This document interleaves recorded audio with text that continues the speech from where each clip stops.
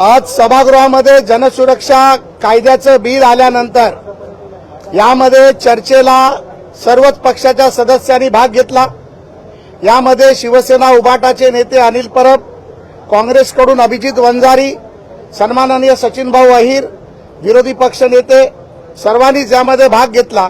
अनेक गोष्टी चुकीच्या पद्धतीने सभागृहापुढे मांडण्याचा प्रयत्न केला, पण हे मांडत असताना प्रवीण दरेकरजी असतील, मी असेल, आम्ही देखील सभागृहामध्ये सरकारने हे विधेयक कशासाठी आणलंय आणि का आणलंय हे सांगण्याचा प्रयत्न करत असताना शिवसेना उभाटाच्या सदस्यांनी, महाविकास आघाडीच्या सदस्यांनी सभात्याग केला। माझा स्पष्टपणे आरोप आहे की महाविकास आघाडी आणि उभाटा शिवसेना हे पार्टी संविधान, भारतीय कम्युनिस्ट पार्टी, माओवादी हे संविधान जे त्यांनी बनवलंय याला पाठिंबा देण्याचं काम उभाटा शिवसेना करते। ज्या पद्धतीमध्ये भाषणामध्ये चर्चा चालू असताना, सभागृहात चर्चा चालू असताना माझा एक मुद्दा होता की कैलासवासी शिवसेना प्रमुखांनी लेफ्टिस्ट विचार संपवले आणि शिवसेना मोठी केली, त्याच्यावर त्यांनी आक्षेप घेतला, जी गोष्ट खरी होती। मला वाटतं की आज कैलासवासी शिवसेना प्रमुख बाळासाहेब ठाकरे वर्ण जर पाहत असतील तर त्यांच्या डोळ्यात अश्रू आले असतील, आणि जर ते आज या पृथ्वी तलावर असते तर या सर्वांना चापकानी फोडून काढले असते। अशा पद्धतीमध्ये याचं समर्थन करणाऱ्या शिवसेना उभाटाचा, महाविकास आघाडीचा मी निषेध करतो आणि हे बिल राज्याच्या सुरक्षेसाठी, देशाच्या सुरक्षेसाठी आणि नक्षलिस्ट ज्यामध्ये इंडिव्हिज्युअल्स असतील किंवा संघटना असतील ज्यामध्ये भाग घेत आहेत त्यांचा विनाश करायचा, देशाचं संविधान वाचवायचं, देशाची सुरक्षा वाचवायची, त्यासाठीचं बिल पास झालं। त्याबद्दल सभागृहाचं आणि मुख्यमंत्र्यांचं मी मनापासून अभिनंदन करतो।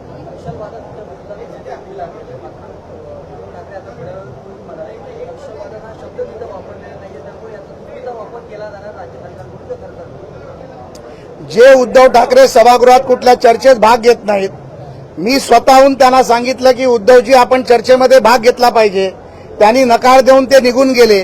त्या उद्धव ठाकरेंनी केलेल्या टीकेचं उत्तर काय द्यायचं हा माझा पहिला प्रश्न आहे। मला वाटतं की त्यांना विधान परिषदेत येऊन आता जवळजवळ 5 वर्ष होत आली।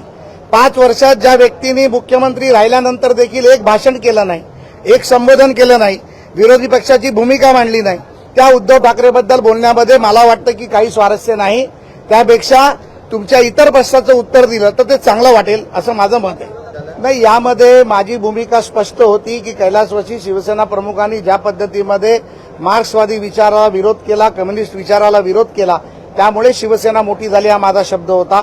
त्यांचं म्हणणं होतं की असं कधी झालंच नाही, म्हणजे मग यांना कम्युनिस्टची बाजू घ्यायची होती का, तेही बोलायला ते तयार नव्हते। मी सातत्याने अनिल परबना सांगत होतो, कारण विरोधी पक्षनेते काल परवा शिवसेनेत आले, आमच्यासारख्याचा धर्म परळ लालबागमध्ये झाला, आम्ही शिवसेना मोठी झालेली पाहिली। शिवसेनेची स्थापना होताना आमच्या घरातले काही सदस्य शिवसेनेचे सदस्य होते, त्यामुळे बाळासाहेबांनी स्थापन केलेली शिवसेना ही हिंदुत्ववादी विचाराची, मराठी विचाराची आणि कम्युनिस्टांचा विरोध करणारी शिवसेना होती। त्यामुळे आज महाराष्ट्रामध्ये मराठी माणसाला न्याय मिळाला, ती शिवसेना बाळासाहेबांनी बनवली।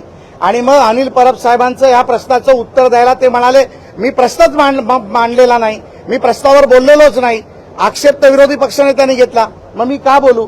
त्यामुळे अनिल परब साहेबांनी देखील भूमिका मांडली नाही।